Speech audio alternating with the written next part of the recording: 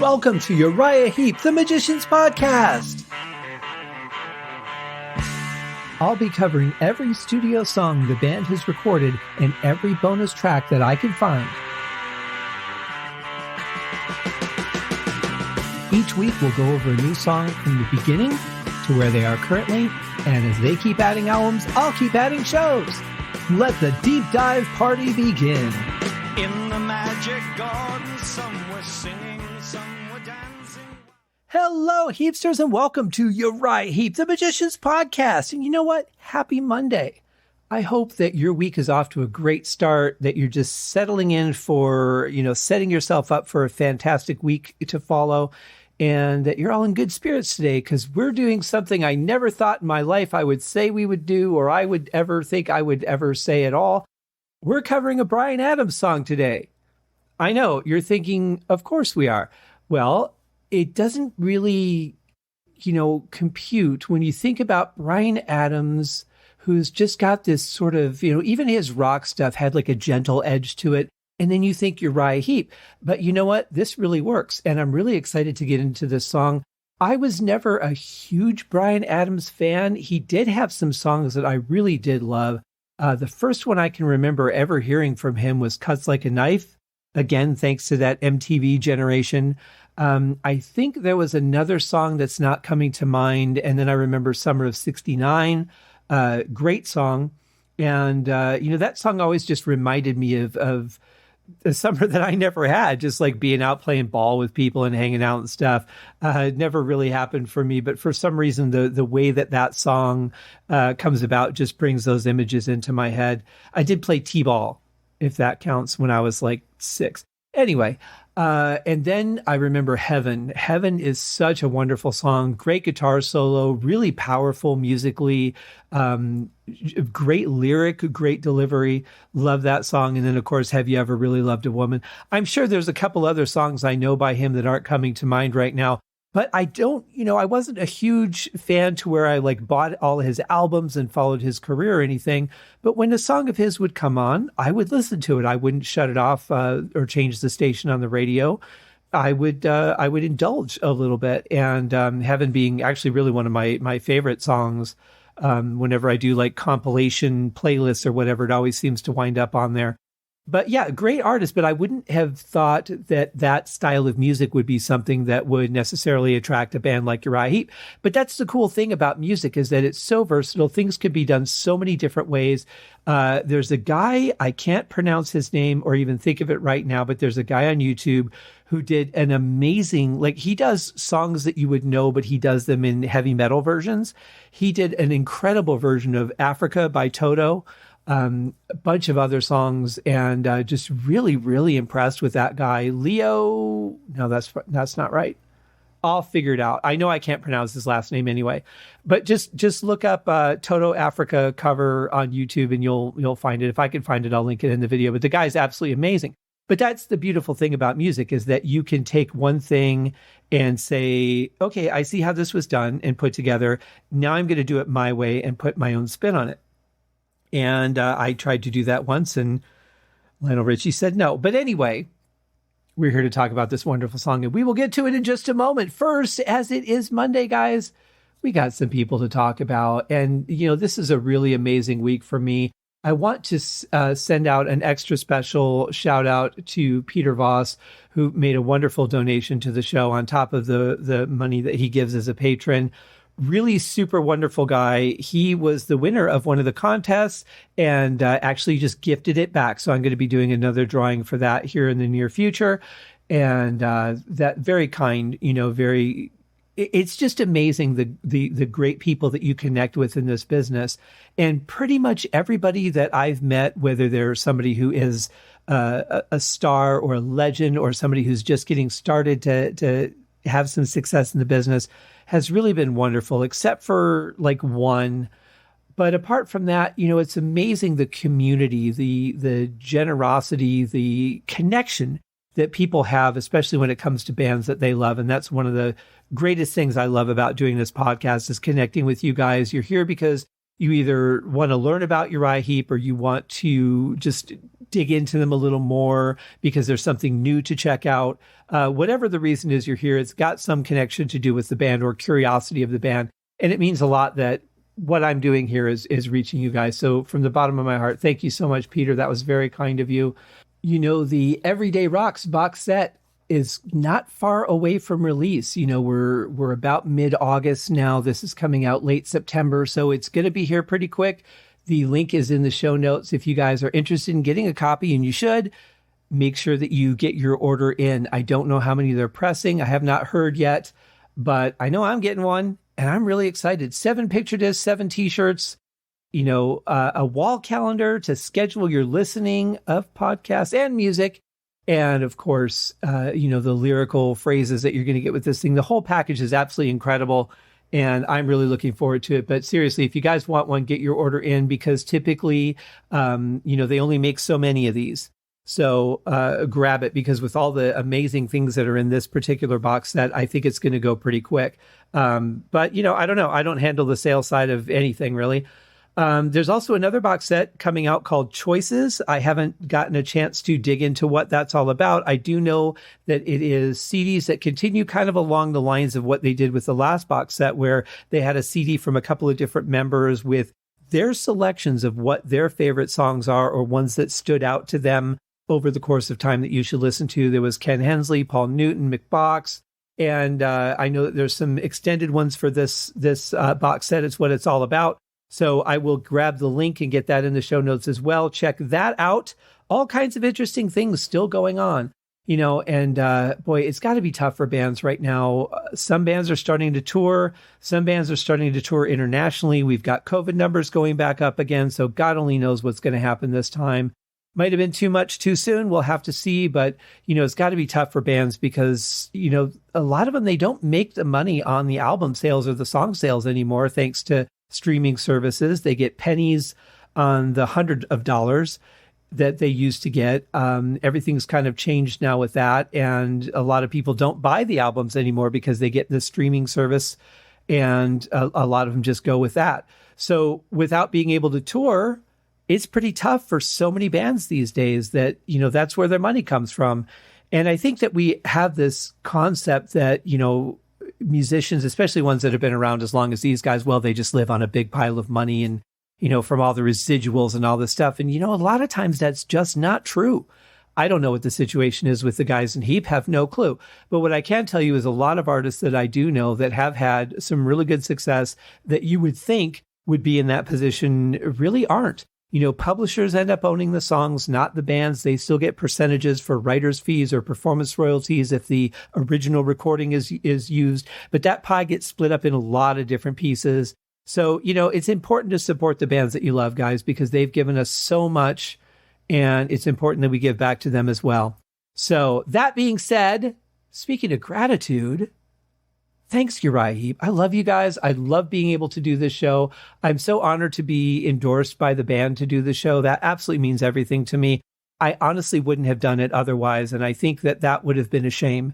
There's a couple other bands I've reached out to do similar shows once this starts to wind down, or maybe sooner, and have not heard back. So fingers crossed that some of those outlets are interested, and I could bring you even more. Because hopefully you're here because you like what I'm doing. Anyway, let's thank some people. First off, you know, our patrons. I've already mentioned Peter Voss. He also is on the $3 Patreon tier, where just $3 a month, he helps the show. And it really does make a big difference, guys. Even $1 makes a difference. It all adds up. It all helps me pay for the cost of the shows, for the giveaways that I do, and that sort of thing. But first, at the $5 Easy Living tier, we have Kenny Wymore and Brad D. At the $3 The Wizard tier, we have, of course, Peter Voss. We have Goran Eriksson, Frank Thielgaard Mortensen, and William Rose. And then at the $1 Traveler in Time tier, the aromatic lockdown friend of ours, Airtight Gravesite. Thank you guys all very much. It really does make a difference. And again, you know, I think about this not just when I announce it every week, but when I'm doing all the shows, it comes into my mind, just the support that I've gotten. You know, there's been a lot of brutality towards the show, but you guys make the difference. You know, the people that write me and tell me how much they love the show, how much they love the band, how glad they are there's finally a podcast. and all of that. And really, really makes a big difference to me on those days where I'm like, I'm so tired. I really don't feel like recording a show, but I need to. I just think about you guys. And honestly, it's not that I don't want to do the show, but I've got a lot of fires burning right now. So to be able to just find that extra bit of energy that I need to record in that moment really comes down to you guys. So thank you for sharing all your experiences, your joy, your love of the show, your love of the band. Really means a lot to me because these guys are amazing. They deserve somebody paying attention to all the things that they've done instead of just the hits or the hit albums. You know, everything that they've done has contributed to who they are. Everything that they've done, they've put out into the world for us to enjoy. It comes down to opinion from there. But even the songs the two songs or one song that I haven't liked, I can still find some good in it. And that's the important thing to me. And maybe to you guys too. I don't know. You're still listening, so I'm going to have to say yes. So, of course, there's a couple other people that have made a huge impact on this show. My friends at Audionamics and their product, IDC Instant Dialogue Cleaner, living next to an airport in an apartment complex that has a lot of barking dogs and screaming children at the pool that's very close to my bedroom window where I record. They do a great job of helping me keep all those sounds out of the show, help me keep it clean and enjoyable for you guys so that you're not hearing extraneous noises that are going to distract you from my brilliant and or not brilliant views on the songs and in the little bitty parts of the songs sometimes. Also, of course, Scott Lazinski, my fantastic graphic designer who did the logos for the show. Absolutely amazing guy. I've known him for decades. We went to high school together. He's turned his life into being an incredible graphic artist. And he always was. I mean, even in history class, he'd just be sitting there drawing band logos for me while we're learning about things that happened hundreds of years ago that we don't care about. So that was just amazing to see his life and career develop, and he's just done a great job on the logos. Thank you so much, Scott.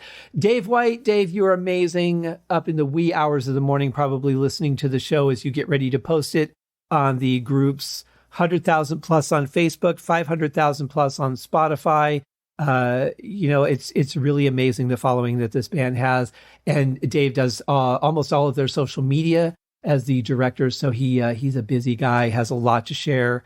And then, like on the Facebook group, every once in a while, one of the band members will pop up and say something, but you won't know who they are right away. You have to kind of figure it out, which is kind of neat because it's all just under the Uriah Heep official page banner. But it's a lot of fun.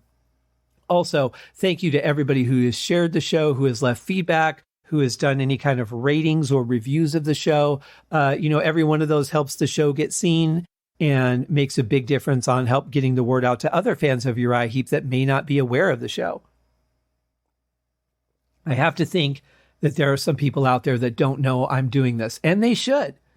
They should know that. So you guys help with that. Thank you very much. The more you share, the better chance people have of seeing it. And of course, got to talk about gottahear'emall.com. Allegra does just an amazing job on that website, talking about the histories of bands like Deep Purple and Emerson, Lake and Palmer. Very interesting and well-researched concert information and tidbits on their careers and some other things as well. Go check that out. Ace on Music on Stitcher and YouTube. Ace has an amazing show. He manages Uriah Heep, Mick Box, and Leonard Skinner, and a bunch of other bands. Really knowledgeable about the business, is really kind of, puts an eye on what's going on in the business currently. And especially with COVID and everything, there's a lot of interesting things going on with all these little different things that people are trying to help them sustain a career while they're not able to tour. He talks about some of that stuff. Just an amazing show. Go check it out. And he's got a great voice. He could have been a great podcaster or a DJ, an interviewer. I think he's just got a wonderful, deep voice. Sounds fantastic. Highly enjoyable to listen to. So go check him out on Stitcher and YouTube. And links are, of course, in the show notes. And my brothers at the Deep Dive Podcast Network. Going to start with the Deep Purple podcast, my gateway drug into the podcasting world of deep dive music. Nate and John just do a fantastic show. They just did a revisit of their first review of Deep Purple's newest album, Whoosh, that came out last year. They did a review that night that it came out, so it was their first hearing of the songs.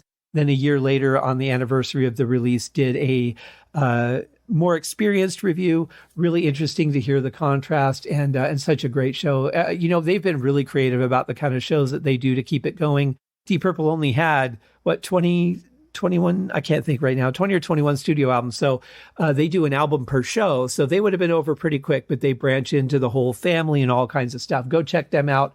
Also, the Simple Man at Skynyrd Reconsidered, doing the first few albums of Leonard Skynyrd, and also a lot of creative episodes pop up on that feed.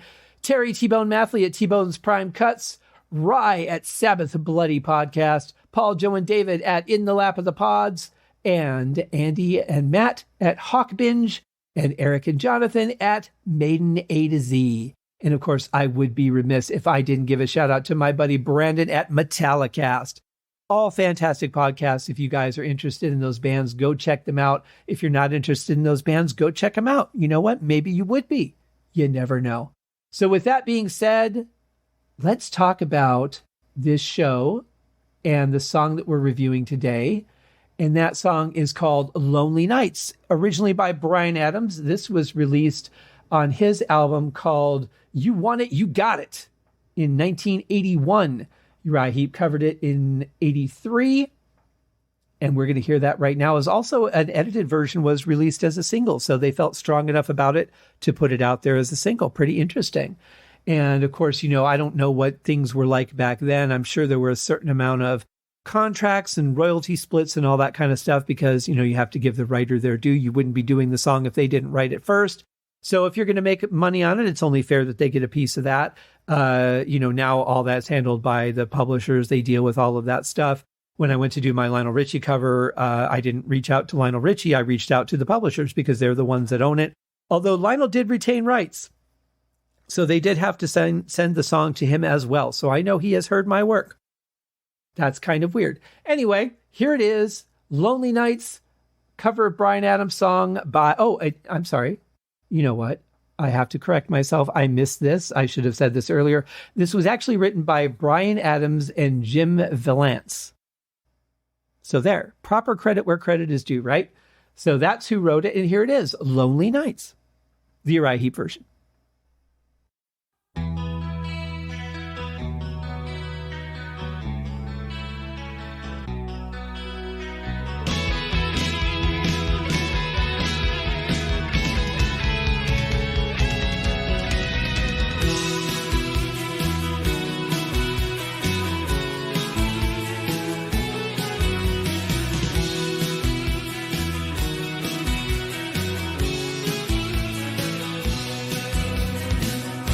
Well, that's a very lyrical guitar part there, I have to say. I mean, it really follows where a vocal would be. It's very melodic, really nice. And I love the sound of the song. I think the production on it is great. You can really hear everything very clearly, and love the sound that we're getting. The picking in the background, the lead guitar up front, bass and drums, everything just sounds really good together.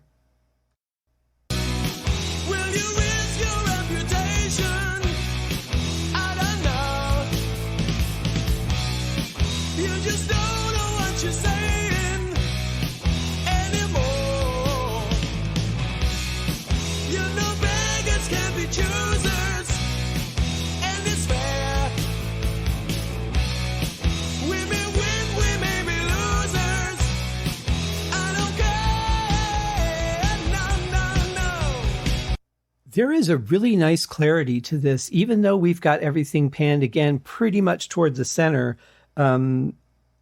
Everything has a really distinct sound that you can hear. And I like that. I like the fact that the vocals are cutting through. They're not being overridden by the music, but they're also really not that much louder. It's just that they're EQ'd very nicely so that they shine a little bit more. That's the thing. Panning is important, but so is EQ. I mean, you can have things that are on the same frequency, but depending on how you EQ them, you're modifying those frequencies so that they can work in harmony with each other more than one overshadowing the other, fighting for that same space. And it isn't always about pushing volume levels. A lot of times it's just about creating a spot in the sound field, especially the 3D sound field, for that frequency to cut through. I definitely think that Peter Goalby sounds fantastic here. Really in that range that I really like to hear him in.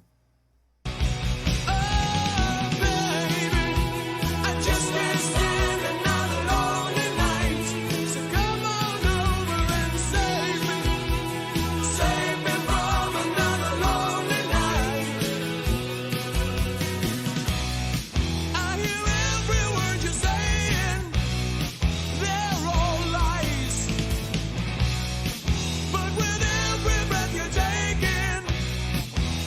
You're thinking of ways to say goodnight.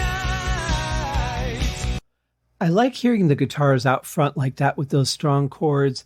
Definitely not something that I would have thought was written by Uriah Heep, because it's a little more straightforward than they would normally do. I feel like there would be a couple of more layers going on, but there's nothing wrong with that. It feels good.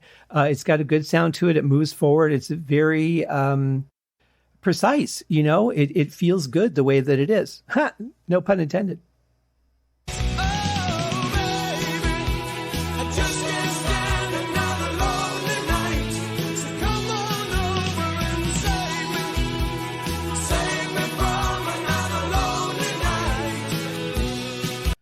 Now, remember when I said at the beginning that guitar phrase was very lyrical? Obviously, they're using it now to follow the vocals. So they were just kind of setting that up there. But that was very common during this time too, early to mid 80s, where guitars would do that. A lot of times the solos also really weren't creative per se. They were really more just repeating that vocal line, saying, there's no vocalist here, so I'm going to fill in for that. And that was okay, but that's kind of the time to do something different and make the song more interesting instead of just giving us more of what we've heard.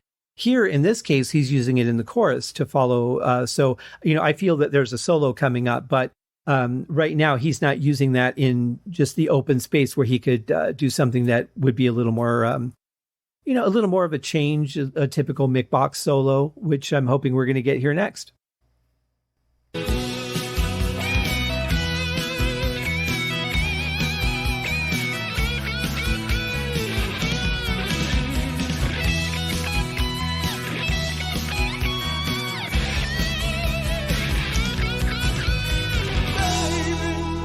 Now, that's what I wish we would have had more of in this time. I feel like there were a lot of bands that just did that straight verse or the straight chorus line for their solo, maybe had another guitar come in and double it or do a harmony of it. But really, this is it. This is keeping the feeling of that phrase, but doing something different with it, making it interesting, playing with it a little bit, not just playing it straight, but adding, spice to it. Really good stuff. That I really wish we'd have had more of back in that time. I just can't stand another lonely night. Come over and save me. Save me from another lonely night. Come on over.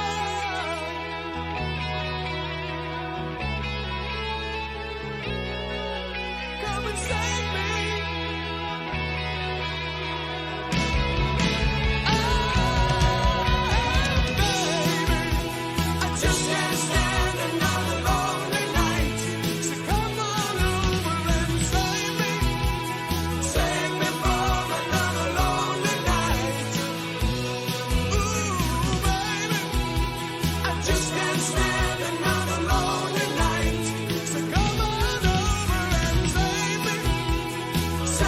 We're getting some really great fills from Lee Kerslake here. Nothing, over the top, just something that fits the song, just adds a little bit of push to the next part, which is good, especially in a situation like this where we're going to have some repetition. The backing harmonies just sound fantastic. I think they're utilizing them perfectly. Not too much, really more supportive of the vocal in a song like this. Normally, I would say it would be cool to have, a couple of different levels, maybe them saying something that's contrasting what's going on. But in this case, in a straightforward song, this is really just about the message, the emotion of it, and not necessarily being too technical. I think that they made a really wise choice here.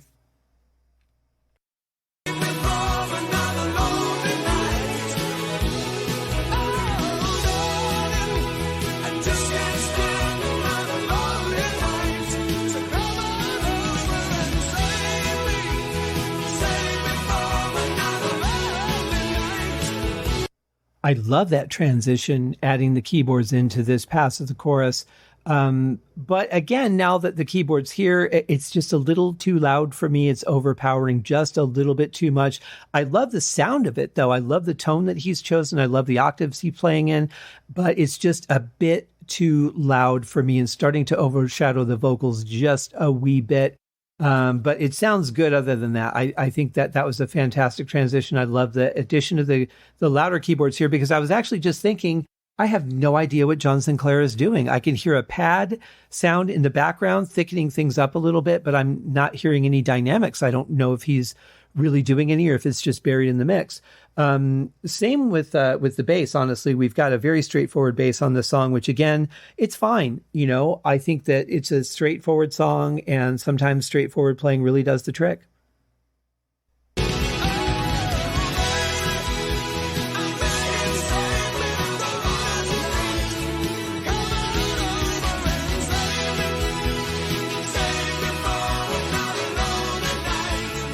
I really like that they're changing something with each pass. That's the kind of stuff that I love, that it's not just the same thing repeated over and over until fade, but they're actually making modifications on it each pass. Now we've got more of a swirly sounding, higher pitched keyboard a little bit there in the background.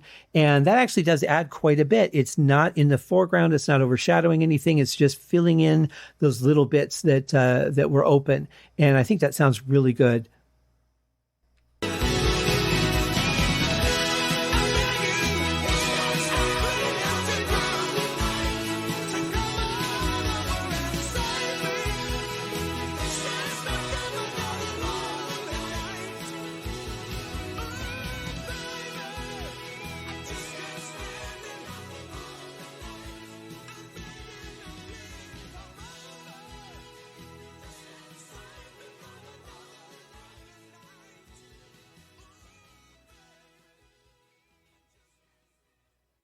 That was interesting. It was a quick drop down in volume and then a long ride out at the lower volume. That was interesting. I feel like this is one of those songs that I could have wanted to go on a little bit longer. I was having a lot of fun with it. I was having fun with the changes. I hear Mick slipping back in with that lead guitar roll again, just playing a touch of that chorus that we were hearing earlier. And then dipping out and then coming back and doing it again as it was fading out. Really like that. I think it was cool. I really wanted that to go on longer. I don't know why, but I'm just kind of picturing that we're all like, they're playing on the beach and we've got like tiki torches lit and the sun's going down. And I'm like, don't stop playing the song. Let's go. We're still partying, you know?